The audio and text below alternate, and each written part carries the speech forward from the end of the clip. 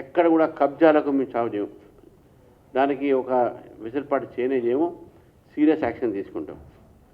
Finance commission ఏదైతే urban local బాడీస్కు ఇచ్చేటటువంటి ఒక నిధులు అయితే ఉన్నాయో దాన్ని పూర్తిగా వినియోగించబడుతుంది. ఇప్పటిలానే డైవర్షన్ అవి ఉండవు. అవినీతి రహితమైనటువంటి ఒక పురపాలక పరిపాలన ఉంటుంది. ఎవరైనా మా పార్టీలో అవినీతికి పాల్పడితే వెంటనే వారి మీద చర్య కూడా ఉంటుంది.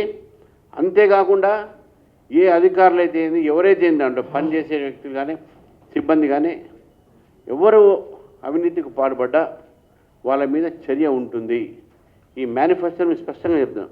ఏ కరప్షన్ ఫ్రీ మున్సిపల్ గవర్నెన్స్, ఎక్కడ కూడా అవినీతి లేకుండా, skill development centres, job training centres, యువతకు మంచి ఒక అవకాశం ఆ స్థానికంగానే దొరకాలి అనేటువంటి వాస్తవానికి ఇవాళ మనం చూస్తూ ఉన్నాం. చాలామంది మూవ్ అవుతా ఉన్నారు అక్కడి.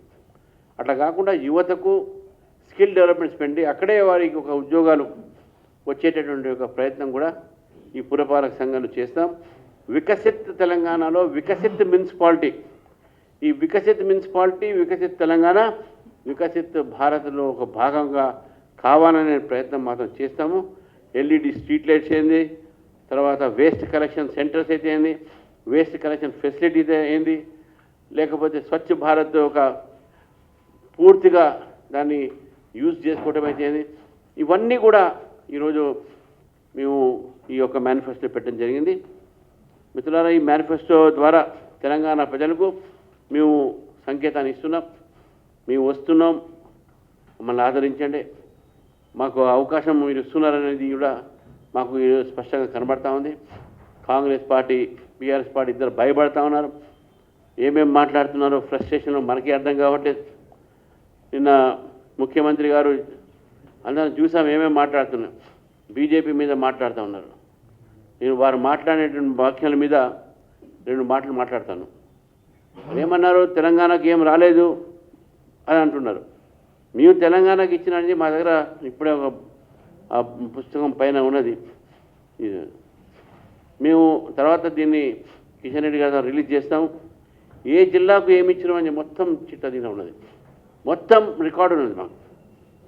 నేను ఇదే అడుగుతున్నాను, మేము తెలంగాణలో ఏ జిల్లాకు ఏమి ఇచ్చి చెప్తాం.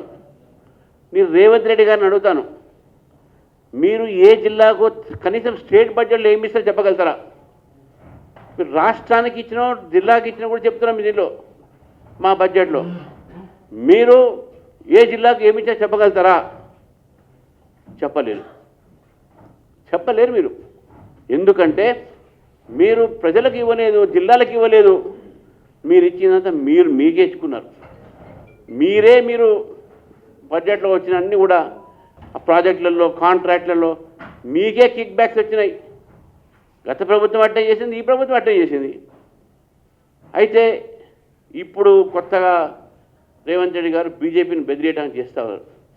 ఒక చట్టాన్ని తీసుకొస్తున్నారు. అన్నీ ప్రధాన పేపర్లు, టీవీలను చూపెడతా ఉన్నాయి. ఇంకా దానికన్నా ముందు ఒక విషయం,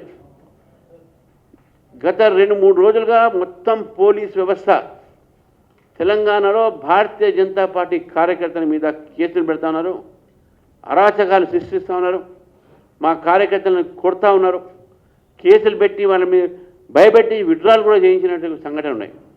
రామగుండంలో వార్డ్ నెంబర్ 1లో ఆ ఒక క్యాండిడేట్ని తీసుకుపోయి కొట్టి బెదిరించి విత్డ్రా చేసి ఆమె అక్కడ మీడియాలో కూడా చెప్పింది.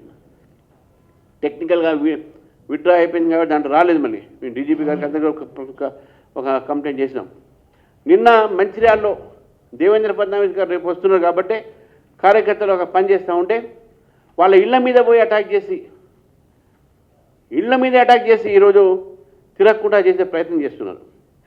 కాంగ్రెస్ పార్టీ పోలీసులను వాళ్ళ కార్యకర్తలాగానే ఉపయోగించుకుంటున్నారు.